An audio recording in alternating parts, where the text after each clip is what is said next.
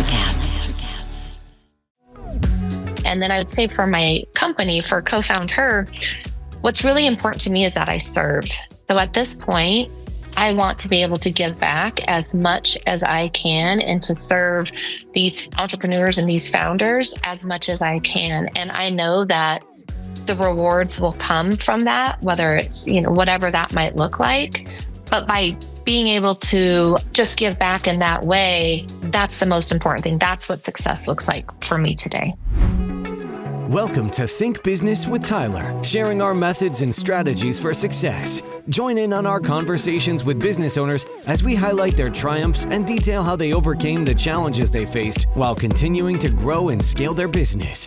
It's time to think life, think success, and think business with your host, Tyler Martin. Hey there, welcome back.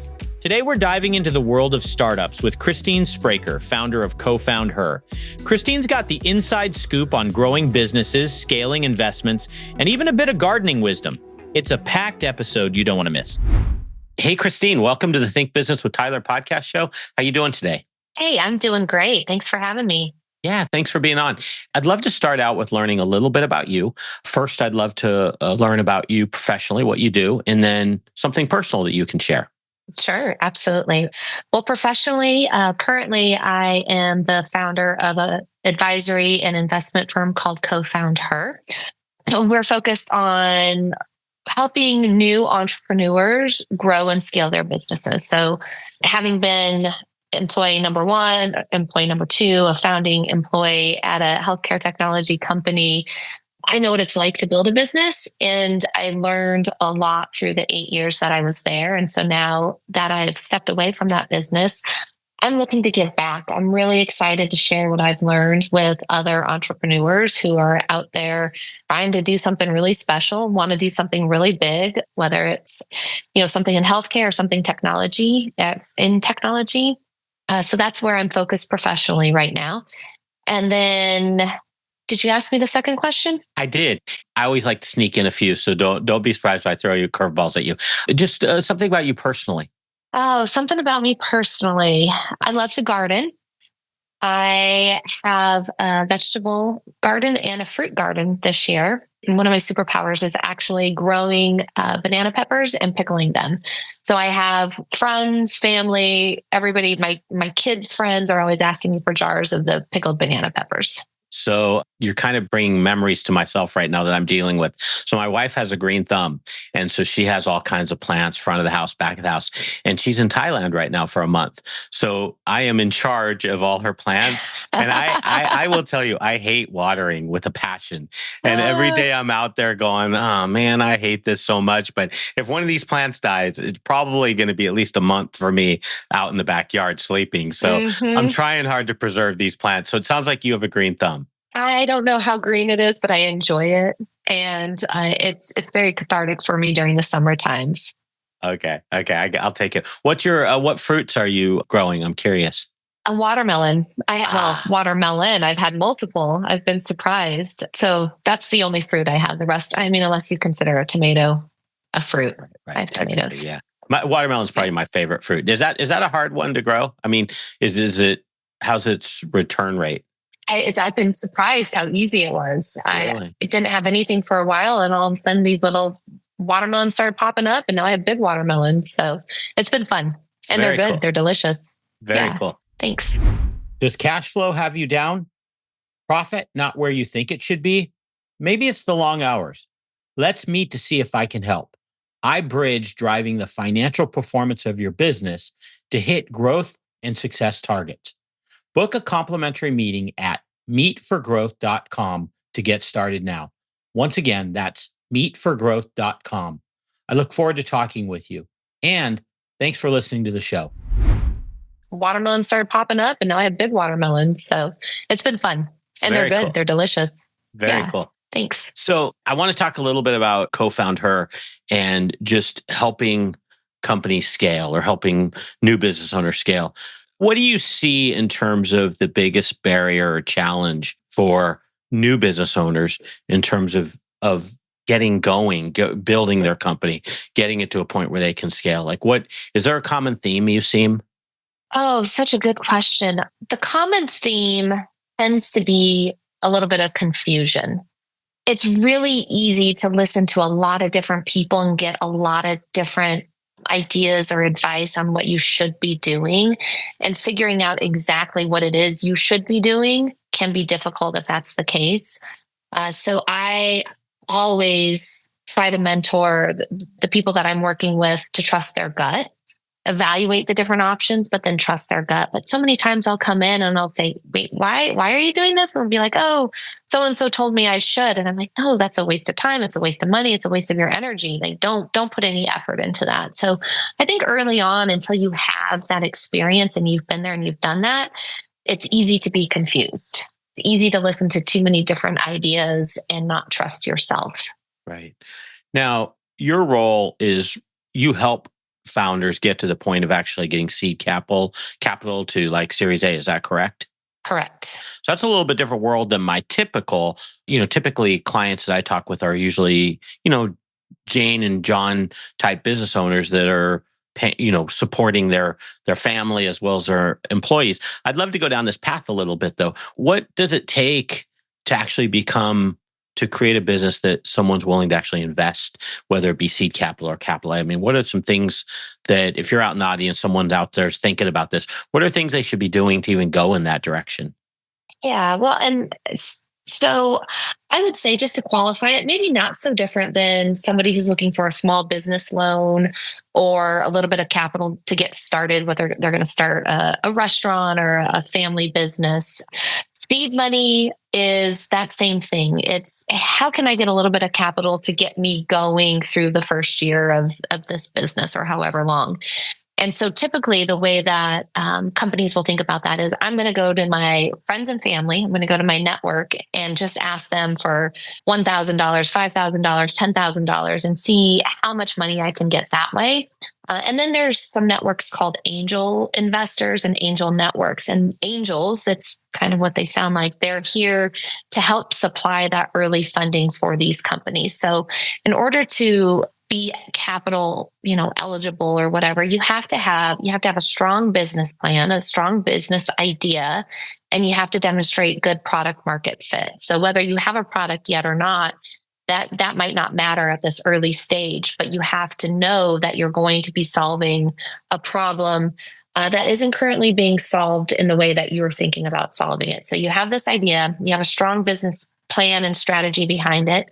And then on top of that, you have a good team. You have yourself, and maybe it's just you at that point, or you have one other person, but you know that you two or that one person together can go out and start to build towards the solution that you see is going to bring change to whatever market you're trying to disrupt. So that's the start. Do you have any so the friends and family, obviously that's like one set of type of investor that some people may have access to, many don't. To actually find outside capital, what do you have any metrics, or do you ever see is there any ratio of how many early stage businesses actually can get outside capital? And I'm specifically talking maybe an angel investor, or maybe a series A is probably a little bit more far along, but early stage capital, does that happen a lot, or is that pretty hard to be able to get that type of funding? I think a lot of it depends on the solution. So my world is healthcare and my world's technology. So that's what I know. I haven't built a consumer goods, company or anything like that. So I can't really speak to what that might look like. But I would say, in the beginning, you have to learn to operate really lean. So you're probably not making a lot of money, if you're making any money at all, and you're trying to do things the most cost-effective way you can. The best money you can get at that early stage is that non-dilutive funding. So the small business loans, grants. The state of Colorado, where I live, has a ton of non-dilutive funding and grant programs for early stage companies to pump into that, to help build that economic growth. So if you can establish that can give you some runway, and then your likelihood of getting outside funding tends to be a little bit easier because, one, you've de-risked the company already because you've had a little bit of money to give you some leeway to start to build your product, to start to have some product market fit, to start to test your hypothesis in the market.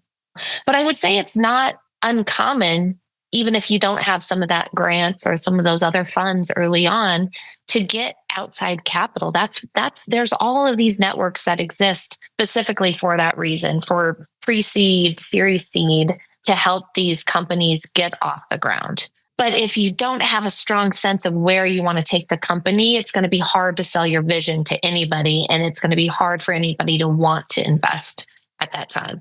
You also are going to need to be an expert. So in healthcare, if somebody came in who didn't have a lot of healthcare experience or any healthcare experience and said, hey, I'm going to go, build this new mammography machine or something, you'd be going, well, what's your background and why that? And what makes you, how are you the expert to do it? Or how are you going to find the experts to do it? So it's a little bit of common sense there, and then wrapping it all together in a package that an investor can get excited about. Yeah. Oh, that's fascinating.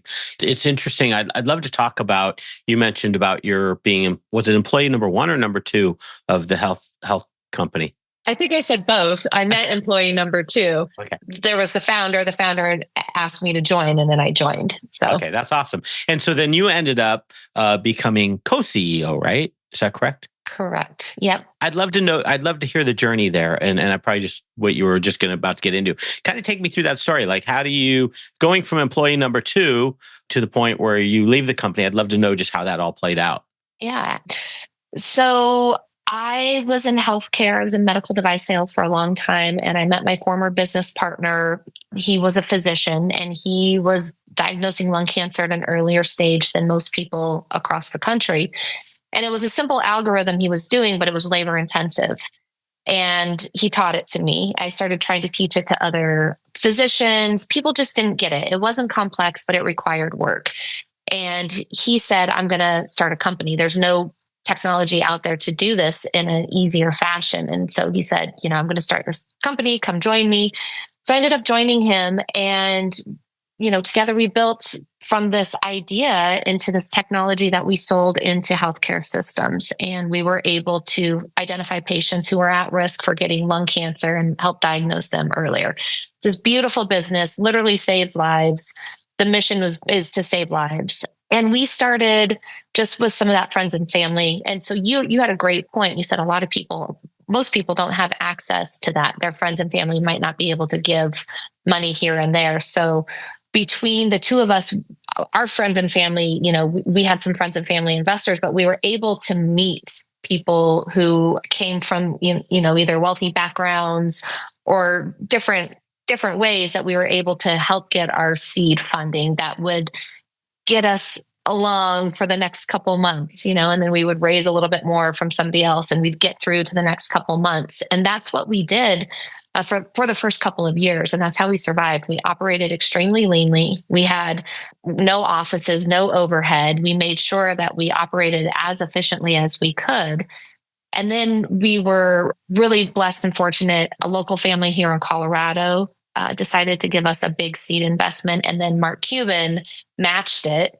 And then the state of Colorado gave us a $250,000 grant. So it was like all of this money all of a sudden came in at once. And that gave us the runway to just really accelerate until we raised a true Series A in 2022. Wow. And then at what point did you exit? Did you guys get acquired, or did you just decide it was next chapter in your life type of thing? Yeah, that's exactly right. Next chapter of my life. So we became co-CEOs in 2018, the founder of the business. And it was just beautiful. We had this, great relationship, built the company, grew from the two of us to a really big company, best in class technology, healthcare systems across the country using it. And it came to a point where it was time. The company deserved a single CEO, first and foremost. There's confusion when there's two of you. And I knew inside of me there was something else in my journey that I was meant to step into. I didn't know what, and it was really scary, but sometimes you just have that inkling and you can't shut it up. But I look at Eon, the company, as, this beautiful baby. I was like the mother of this company. I helped, nurture it. And like any good mom, at some point you send it off on its own. And so it was time for me to send it off on its own. And the company's doing amazing. And I'm so proud of what they're doing. And it gave me space to sit back and to look at and evaluate what I loved about where I was at in my life and what I didn't. And I took about a year sabbatical. I ended up writing a book. The book's called Unwinding Perfect, and it's my memoir of literally feeling like I had to be perfect and present perfect to the world my entire life, and then peeling back the layers and starting to figure out who I actually was, how I actually derive value for myself instead of for others. And I put that out in April of this year. And ever since then, it's been like this new rocket ship. The company, the healthcare technology company, Eon, was one rocket ship, and now I'm on a new rocket ship. And it's been really exciting and really fun. I'd love to get deeper into this whole topic of not having to be perfect. I think a lot of us, I'm sure there's people out there, myself included, where we've either already had an experience in life where we kind of had that epiphany, like, hey, we don't have to be perfect. Or maybe we're still going through that stage where every day we're probably anxiety's high. The fear of doing something wrong or going down the wrong path is really high. How did you feel like it unwound for you? Like, how did you get to a point where was this book kind of part of the healing, or I don't want to say healing process, but part of the growth process, or how did you get there? Healing process is correct for sure, but growth process too. I love both of those. I started having more awareness about my patterning about 10 years ago. I started on the spiritual journey. I wasn't expected, I wasn't seeking it. And in doing so, I just started having more consciousness, higher level of consciousness, more awareness of what was going on.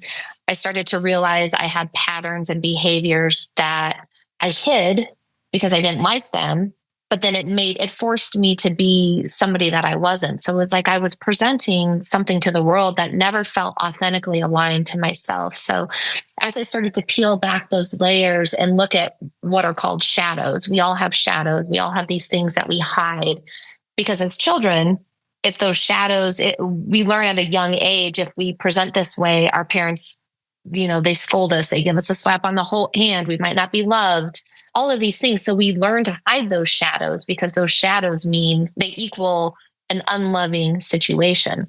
So as adults, if you can begin to look at your shadows and recognize them and say like, oh, maybe I am a little loud. Maybe I am maybe too much to some people. Instead of hiding from it or shrinking like I would before, I would embrace it. I say, that's okay. Like, I see you. I love that about you. And so you learn to love the shadows. And in doing that, they actually just kind of start to disappear, where those behaviors that you thought were so abhorrent or that you ran from before, now you're not afraid of them and they actually aren't even really there.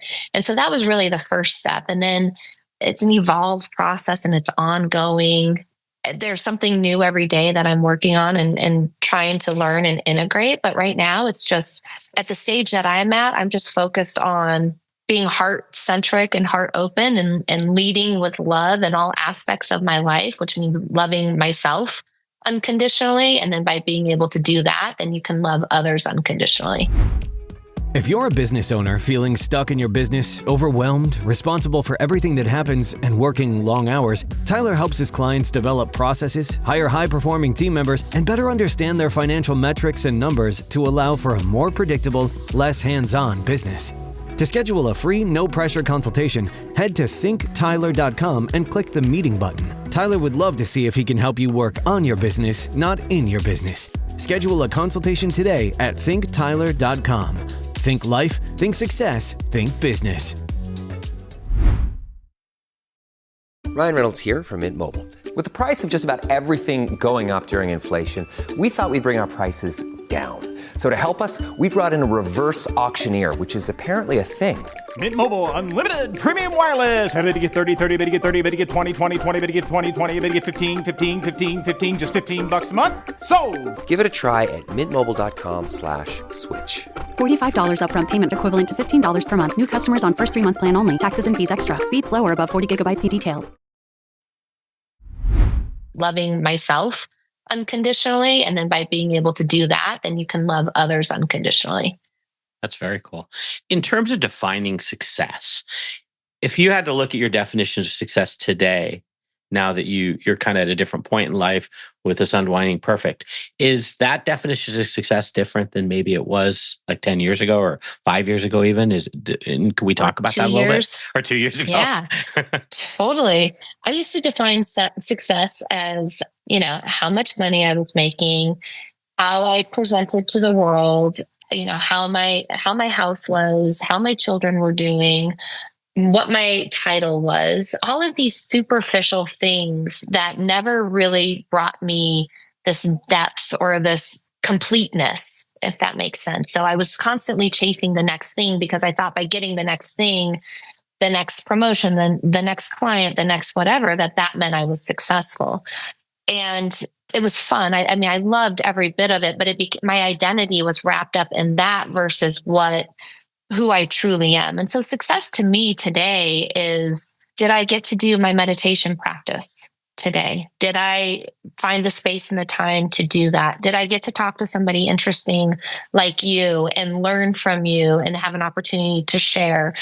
Did I hug my children for 8 seconds each? Like things like that never were even on my radar before are what matter to me. And then I would say for my company, for Co-Found Her, what's really important to me is that I serve. So at this point, I want to be able to give back as much as I can and to serve these entrepreneurs and these founders as much as I can. And I know that the rewards will come from that, whether it's, whatever that might look like. But by being able to just give back in that way, that's the most important thing. That's what success looks like for me today. Very cool. Wow. Your examples are cool. I mean, it's a lot. It sounds like you're a lot deeper in terms of getting more out of life and a lot more enriched in terms of what you're trying to get that fulfillment, I guess is the word I would use. That's really cool. That's awesome. Thanks for sharing that. And I want to now, you mentioned Co-Found Her, and I was going to go in that direction. Let's talk about the name first. So obviously Co-Found Her, I'm assuming you're more focused around females and women in general. Why that direction, and what does that mean to you? And thank you for asking that. So the name Co-Found Her actually came to me pretty quickly after I resigned from Eon. And I thought, I'm going to go help these women build these businesses and we're going to go. And I was like, what am I doing? I need to sit. And I sat and I was quiet for a long time, and it turned into a year or whatever, sabbatical. And then I really started to massage it and play with it. And what I realized is I co-founded me. I took that time, I took that space to co-found her being Christine. So co-found her is really this idea of finding the person and founding the person. And it doesn't have to be just female. It doesn't have to be just women, even with the name her. Maybe there'll be a co-found him at some point. Co-found her and him, but I really am passionate about giving back to women in particular. Not that I love men and I would love to work with men too, but women, we operate differently than men from the beginning, from a young age. I have a daughter and I have a son, and they operate very differently. One is intrinsically confident and runs through walls, and then one is a little bit more shy and pensive and overthinks, right? And that's women, we tend to overthink. And we also tend to be a lot of firsts. So when you look at founders, when you look at fundraising, a lot of these women didn't grow up hearing other women talking about it. Boys grow up hearing men talk about business, fundraising, stock market, what's going on, strategy. And women don't have those same role models. So a lot of times we women are the first. There was a woman at Eon who was our chief science officer, and I would say all the time how amazing she was, because she was blowing up rocks in the 60s, becoming a physicist, building MRI machines, and she was the only woman doing it. And it's like, thank you for laying the groundwork so that women have that. I feel very lucky and special to be in a position where I have the experience and I don't have to be the first for other people, for other women. So that's really where the Co-Found Her, that's the genesis of it, and then how it's evolved since then and where I want to take it. Yeah, that's awesome. What do you, in terms of giving women more opportunity, particularly, so one thing, we were talking about a post, and you had put a post that was related to politics or just positions, and or as politicians, you had laid out democracy. Yeah, you'd laid out some numbers. But I know also access to capital. This has been a topic within Silicon Valley where I'm at. Access to capital. A lot of times, female founders don't have as much access as maybe a male might. Part because of their network, and I'm sure many other reasons. What are your thoughts? I mean, how do you feel like you could have an impact on that? Do you feel like you can have an impact on that? I'd love to just know your thoughts. Yeah. So I'm just naive enough to think that I can have an impact on anything if I run straight to it. So yes, part of co-founder is advisory and investment. Now, how I plan to have an impact though is a little bit different. You mentioned that, Silicon Valley and everywhere else, it's fractional what women receive. Just a couple of years ago, it was about 2% compared to what, men raised. And now it's higher. It's now in the teens, which is wonderful that it's going that way. There's a lot of reasons for that. I mean, people tend to invest in what they know. And if a woman's coming with a hair product or a femme health product and they don't understand it, they might not be as interested in investing. People tend to invest in it. Everybody's still tribal, unfortunately, in certain ways. And so there tends to be a little bit of that. There's misogyny. There's just a lot that's still going on. One thing that I know is that I'm pretty fearless when it comes to getting in front of people and getting them to listen. And so if I can help these women get in front of investors and we can help to change the narrative on the front end, but then on the back end, if I can become an investor, if I can become somebody who's looking at deals and helping to manage deal flow and helping to move deals towards capital, then that makes a huge impact right there. There's a healthcare accelerator that I'm working with, and our biggest thing is getting access to capital for these female founders right now. And I'm having a blast doing it because I get to reconnect with all of these investors that I've worked with over the past few years, and now help channel them towards these female healthcare founders that are part of this accelerator. It's what do they say? You how do you eat an elephant? Bite by bite, right? So that's what this is. Right, one bite at a time. Yeah, that's a good one. Wow, that's cool. So, do you find it's interesting the stats? I didn't know the stats. I knew they were pretty far off.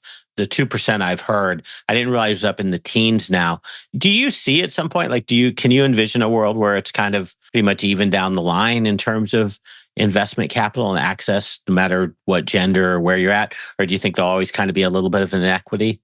No, I mean, I can envision a world for sure. I don't know if it will happen in our lifetime. So it goes back to a few things. So awareness and raising our consciousness. I think as humans, our consciousness levels are rising. And as they rise, people become more open and more accepting.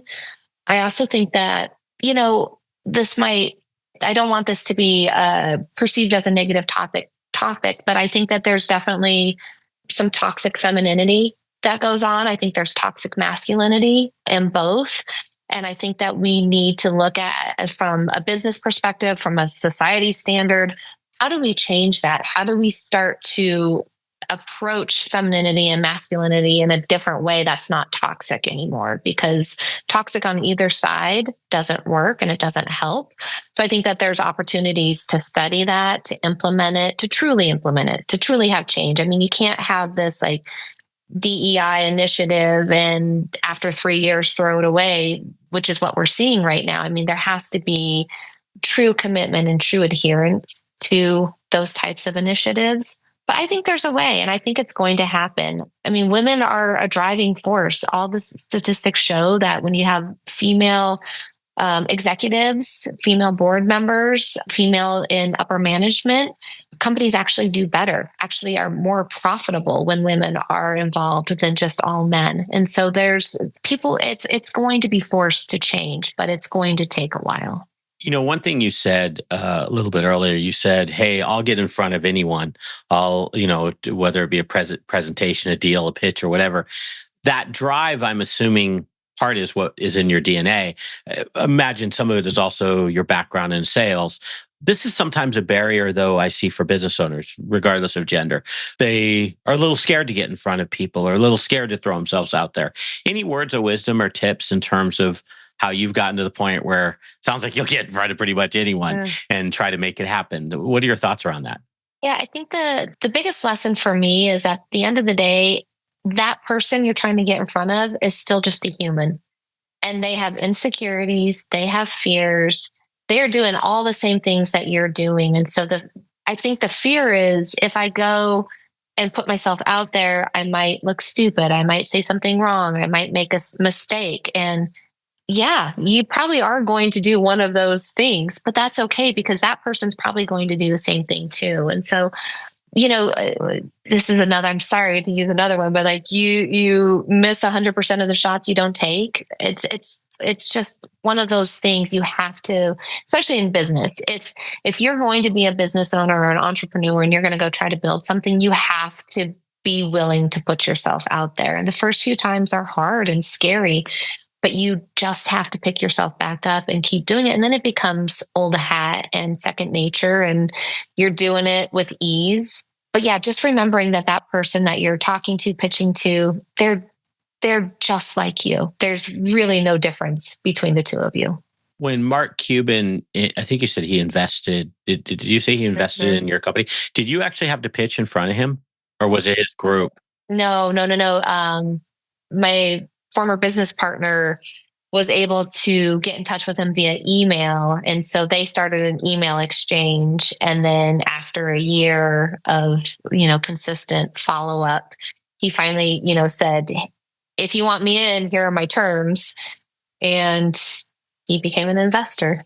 Wow. So oh, what a cool story. That was cool. What are some of the learning lessons you've taken away from? So you came in as employee number 2 and not sure where you exited in terms of number of employees, but I'm sure you had a lot of stages that you went through. What was that like? Are there any lessons that you kind of walked away with that you learned from that scaling experience that stand out?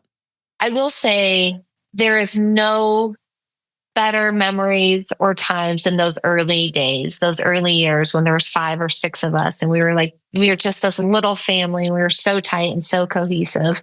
Scaling requires being nimble and being flexible. So if you are rigid or stuck to what worked to get you to this particular phase, you're not going to get to the next stage. You have to be willing to adjust and change and let go of the reins. Something that was really hard for me was delegating, letting go, because in the early days, you do everything, you know everything, you have your hands in everything. And so as we grew, I really struggled to let go of some of that control. And so there's a saying now that I anchor to: delegate to elevate. If you're not delegating, you're not able to elevate. Your team's not elevating. Nobody's elevating at that point. So, being flexible, studying, reading books, talking to advisors and people who've been there and done it, and then not being rigid.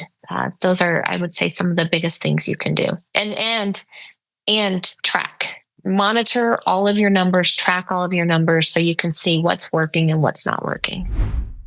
Does cash flow have you down? Profit not where you think it should be? Maybe it's the long hours. Let's meet to see if I can help. I bridge driving the financial performance of your business to hit growth and success targets. Book a complimentary meeting at meetforgrowth.com to get started now. Once again, that's meetforgrowth.com. I look forward to talking with you. And thanks for listening to the show.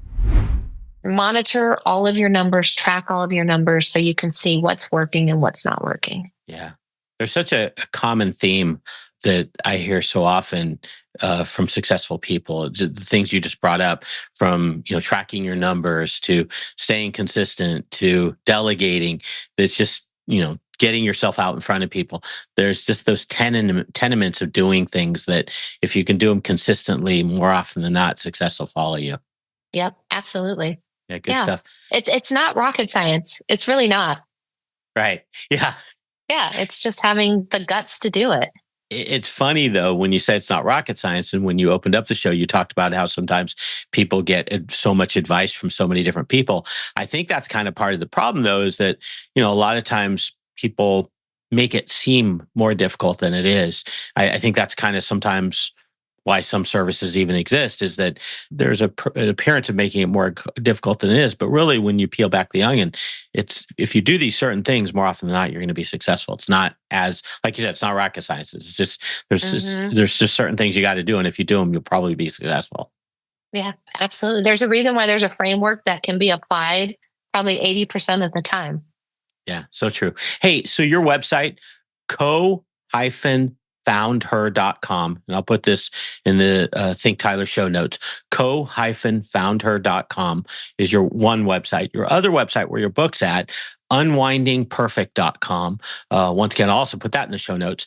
If people wanted to reach out to you, main website or anywhere else, LinkedIn, where should they reach out to you? Both of those. LinkedIn's great. And the website. Both websites. I get all the inquiries from both of those. Okay, cool. And before we wrap up, anything I left out or anything you want to add, you're more than welcome to. Oh, goodness. Well, how much time do we have? No, just kidding. No, thank you. This was great. I appreciate your questions and the path that you took me down. Thank you. Cool. Well, thanks for being a guest. And hopefully when your next big step comes up, or next book or whatever, you're welcome to come on again. I love that. Thank you. Take care, Christine. All right. Thanks.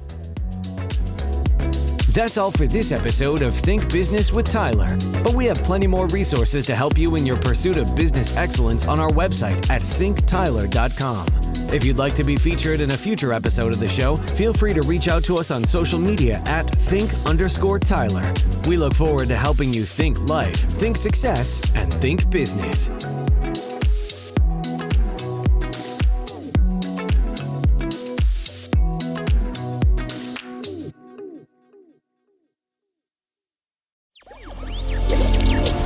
Electric acid.